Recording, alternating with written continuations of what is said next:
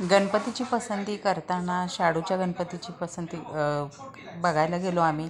आता 2-3 वर्ष झाली शाडूच्याच गणपतीला घेऊन येतो पर्यावरणाचा विचार करता. कारण पाण्यामध्ये ज्यावेळी विसर्जन करतो त्यावेळेस काठावर सर्व मूर्त्या आलेल्या असतात प्लॅस्टरच्या वगैरे, आणि कचरा झालेला असतो त्याचा. त्या मूर्त्याही हे विरघळत नाहीत पाण्यामध्ये. आता ही शाडूची जी आहे ते आम्ही आमच्या दारातच विसर्जन करतो टपामध्ये वगैरे.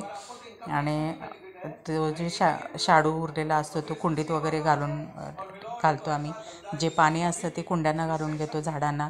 कारण पर्यावरणाचा विचार केला तर आता ह्या आधुनिक ह्याच्यामध्ये पाणी पण दूषित होतं. त्यामुळं हा मस्त अशा सुबक मूर्त्या छान सुंदर होत्या बघायला. आणि ह्याच्यामध्ये आम्हाला एखादी एक चॉईस केली आम्ही, आणि खूप छान छान अशा मूर्त्या मिळतात. अगदी 1.25 फुटापर्यंत छान सुंदर अशा